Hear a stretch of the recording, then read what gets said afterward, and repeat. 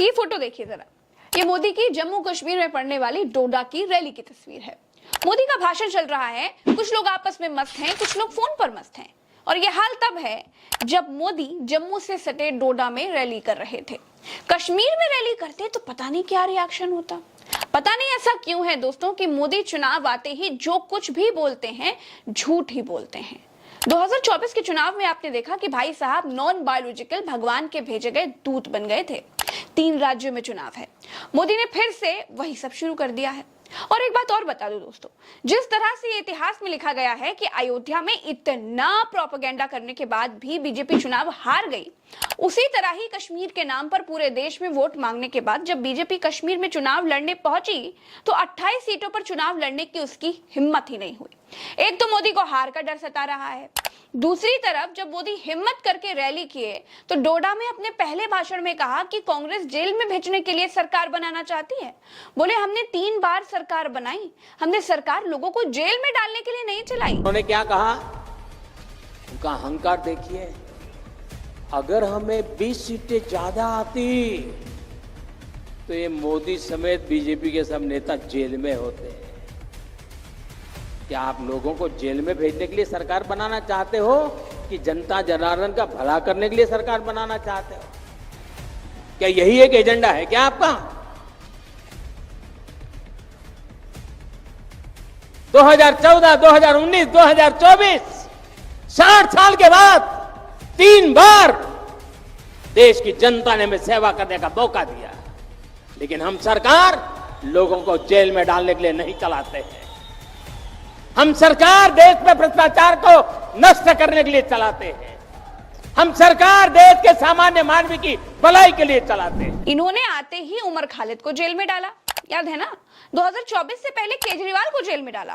Court तक ने अप्रत्यक्ष तौर पर कह दिया कि सीबीआई सरकार के कहने पर गिरफ्तार करती है, वो पिंजड़े में बंद तोता है। 2024 से पहले मनीष सिसोदिया को जेल में डाला। झारखंड में चुनाव से पहले वहां के मुख्यमंत्री को जेल में डाल दिया। अरे उत्तर प्रदेश में अखिलेश यादव को चुनाव से पहले सम्मन भिजवा दिया। और ये तो छोड़ दीजिए, जिस कश्मीर में खड़े होकर मोदी जी जेल पुराण बड़े बाच रहे हैं, उस कश्मीर के नेता कितने दिन नजरबंद रहे, ये भी तो गूगल कर लीजिए। जिन महबूबा मुफ्ती के साथ बीजेपी सरकार बनाती है, उन्हीं महबूबा मुफ्ती को इनके लोग अलगाववादी नेता बताते हैं। अब जेल की ही बात हो रही है दोस्तों, तो जांच एजेंसियों को मोदी सरकार में कैसे गुलाम बनाकर रखा है ये भी देखिए। महाराष्ट्र में तो जेल के डर से शिवसेना और एनसीपी जैसी पार्टियां टूट गई। जेल के डर से कांग्रेस के दर्जनों नेताओं ने बीजेपी ज्वाइन कर ली और मोदी जेल का ज्ञान दे रहे हैं। मोदी जब किसी विषय पर जबरन बोलने लग जाए और खुद को उस विषय का भगवान बताने लग जाए ना, तो आप समझ लीजिए कि मामला ठीक इसके उल्टा है। फिर से एक बार सुप्रीम कोर्ट ने यह कहा कि सीबीआई सरकार का तोता है। तोता मैना, ईडी, सीबीआई, इनका इस्तेमाल करके आप बाबा साहब के संविधान को खत्म नहीं कर सकते। दोस्तों, आज कश्मीर में नरेंद्र मोदी को पत्रकारों की याद आ गई। बोले पत्रकार चौथा स्तंभ है। अमेरिका में गोदी मीडिया के पत्रकार को कमरे में बंद करके पीटा गया। ये वही मोदी हैं जिनकी संसद में खड़े होकर इनका अपना सांसद देश की एक ईमानदार पत्रकार रोहिणी सिंह का नाम चाइनीज फंडिंग में लेता है, देश विरोधी गतिविधियों में लेता है।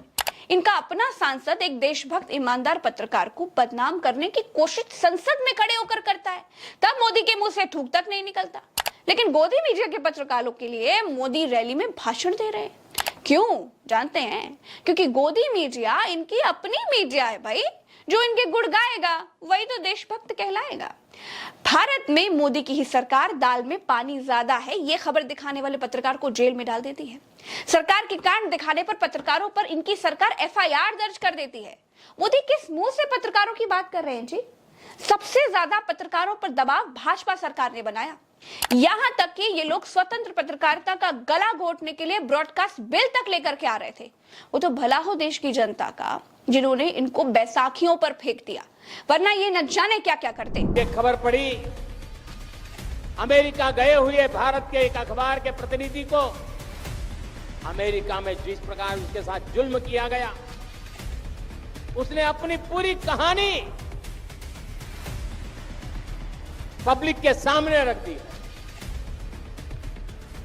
अमेरिका की धरती पर हिंदुस्तान के एक बेटे को, वो भी एक पत्रकार को और वो भी भारतीय संविधान की रक्षा के लिए काम करने वाले पत्रकार को कमरे में बंद कर करके उनके साथ जो व्यवहार हुआ है, क्या ये लोकतंत्र को, संविधान की मर्यादाओं को उजागर करने वाले वैसे?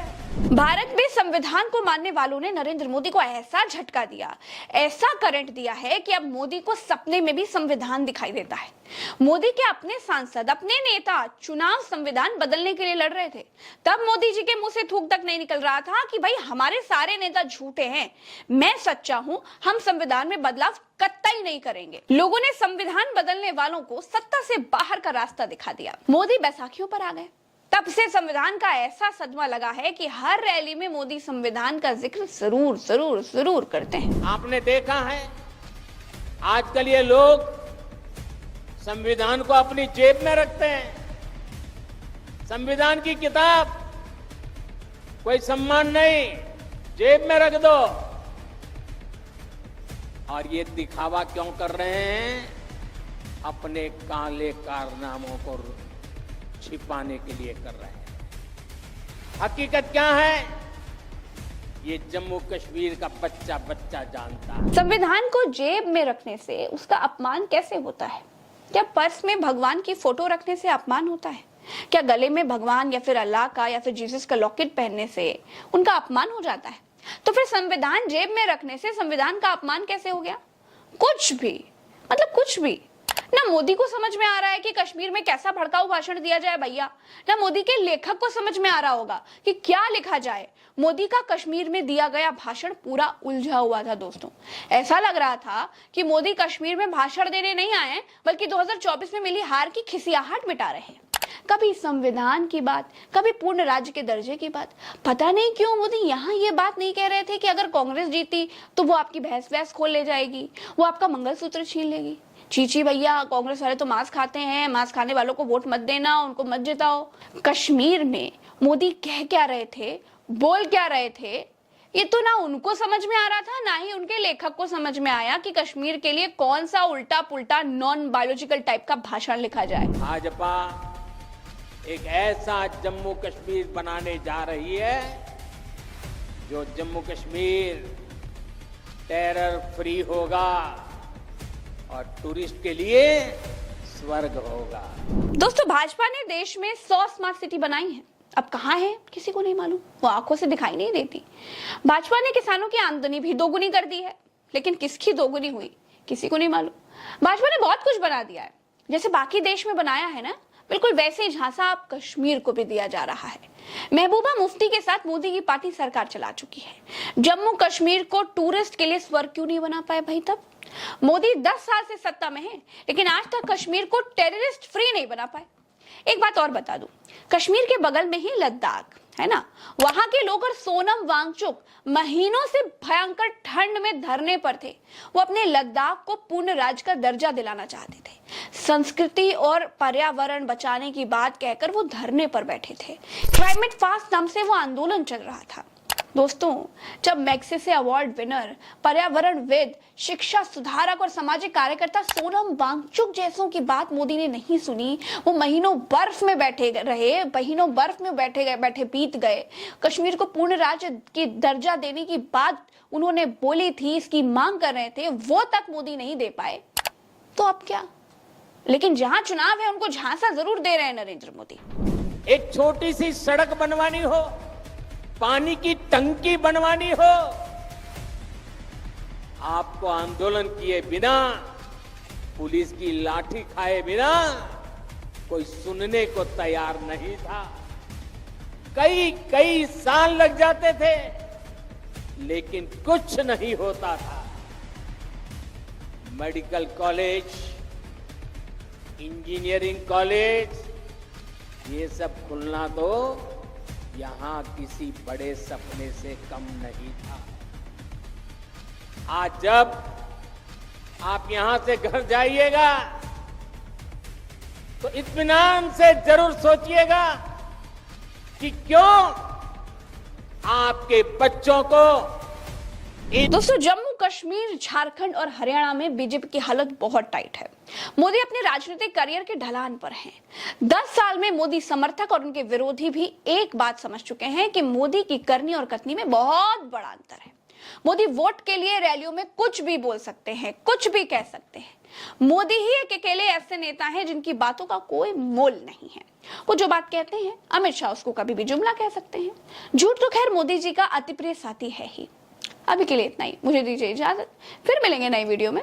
राम राम, दुआ सलाम, जय हिंद। जम्मू कश्मीर हमारे देश का नंबर 1 राज्य बने। जम्मू कश्मीर ऐसी सरकार चुने जो जम्मू कश्मीर का विकास कर सके। दोस्तों, यही मेरा मानना है। नमस्कार।